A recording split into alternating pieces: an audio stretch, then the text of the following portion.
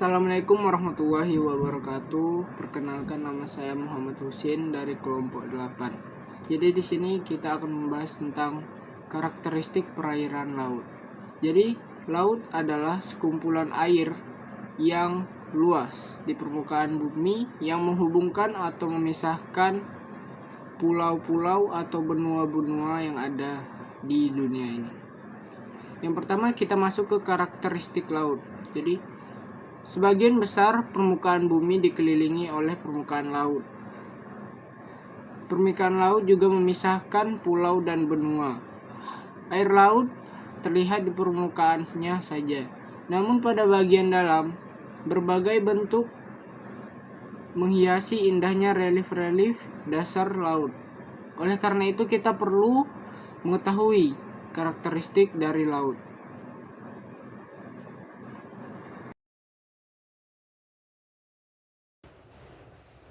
Assalamualaikum warahmatullahi wabarakatuh. Perkenalkan, nama saya Brian Ardika. Di sini saya akan menjelaskan materi morfologi atau relief laut. Yang pertama ada atol, yaitu karang di laut yang berbentuk seperti cincin besar.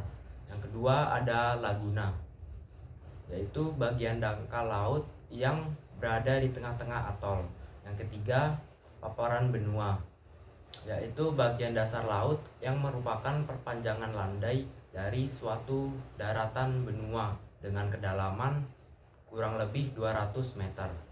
Yang keempat ada basin atau cekungan atau biasa juga disebut lubuk laut, yaitu dasar laut yang berbentuk seperti cekungan seperti baskom. Yang kelima ada punggung laut, yaitu sistem pegunungan yang berada di bawah laut memanjang di tengah-tengah samudra. Yang keenam ada gunung laut, yaitu gunung yang dasarnya berada di laut.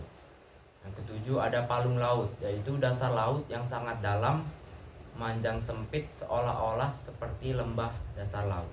Klasifikasi laut berdasarkan letaknya. Laut dibedakan menjadi 3. Yang pertama adalah laut tepi. Laut tepi yaitu laut yang terletak di tepi benua, contohnya adalah laut Cina.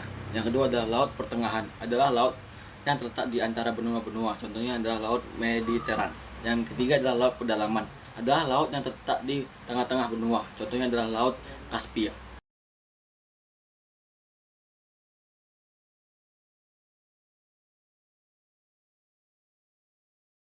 Klasifikasi laut berdasarkan proses terjadinya. Berdasarkan prosesnya, laut dibedakan menjadi 3 sebagai berikut. Yang pertama adalah laut transgregasi, adalah laut yang terjadi sebagai akibat naiknya permukaan air laut yang disebabkan oleh percairan es di kutub pada zaman es atau glasial. Misalnya adalah laut Jawa. Yang kedua adalah laut integrasi, adalah laut yang terjadi karena adanya penurunan dasar laut oleh tenaga tektonik, misalnya laut Tengah, laut Karibia, dan laut Banda. Yang ketiga adalah laut regenerasi, adalah laut yang menyempit terjadi karena permukaan air laut pada zaman es suhu di permukaan bumi turun sehingga banyak terjadinya pembekuan air. Selamat siang semua, nama saya Michael Nabasadom Sinurat. Di sini saya akan menjelaskan tentang klasifikasi laut berdasarkan kedalamannya. Yang pertama yaitu berdasarkan kedalamannya, ada zona litoral atau jalur pasang adalah bagian cekungan lautan yang terletak di antara pasang dan surut. Yang kedua yaitu zona nearktik, adalah daerah laut yang kedalamannya ada 203 atau laut dangkal. Yang C adalah zona batial, adalah daerah laut kedalamannya 200 hingga 2000 meter. Zona abisal adalah daerah laut yang kedalamannya lebih dari 2000 meter. Yang kedua, klasifikasi laut berdasarkan morfologinya. Yang pertama yaitu adalah landas kontinental atau continental shelf, adalah wilayah laut dangkal. Dasar laut berbatasan dengan benua yang diliputi air laut dangkal sekitar kurang dari 200 meter dan menurun landas benua. Yang B adalah releng benua. Continental shelves merupakan keberlanjutan dari landas kurang dari 1 derajat kontinen yang mempunyai kedalaman lebih dari 200 meter. Yang C yaitu adalah pengangkatan benua atau continental rise, merupakan wilayah yang terletak di luar continental slope dan merupakan peralihan dengan ocean basin. Yang ke D yaitu daratan abisal adalah daratan yang sangat datar di dasar laut, terletak di antara 3.000 hingga 6.000 meter di bawah permukaan laut. Ini terdiri dari endapan sedimen tipis dan beragam. Yang E adalah ngarai bawah laut. Submarine Canyon merupakan wilayah yang terletak pada sisi curam pada bagian yang memotong lereng kontinental. Yang ke F yaitu The Deeps, merupakan wilayah dasar laut yang dikarakteristikkan dengan adanya trough atau palung yang mencapai kedalaman sampai sangat besar, dan samudera mencapai kedalaman lebih dari 5.000 meter.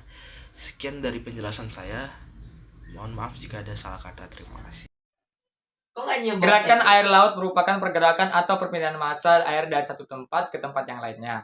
Pergerakan air ini sering dan sudah menjadi hal yang wajar terjadi. Gerakan air laut dapat diklasifikasikan ke dalam gelombang atau wave, arus atau current, dan pasang naik turun atau tide. Gelombang sering juga disebut ombak atau alun. Gelombang ini terjadi karena adanya perbedaan dari massa air dan massa udara yang kontak satu dengan yang lainnya dengan kepadatan yang berbeda. Selanjutnya saya akan menjelaskan jenis-jenis gelombang air laut. Yang pertama adalah gelombang air laut. Pergerakan air laut ini disebabkan oleh angin, baik angin sepoi-sepoi ataupun angin badai. Selain disebabkan oleh angin, gelombang air laut juga bisa muncul karena adanya gempa di dasar laut. Selanjutnya ada arus laut. Arus laut merupakan gerakan air laut yang memiliki peralihan tetap ataupun tidak tetap. Umumnya disebabkan oleh angin kadar garam air laut yang berbeda, perbedaan suhu pasang atau surutnya air laut, serta arus kompensasi atau arus pengisi.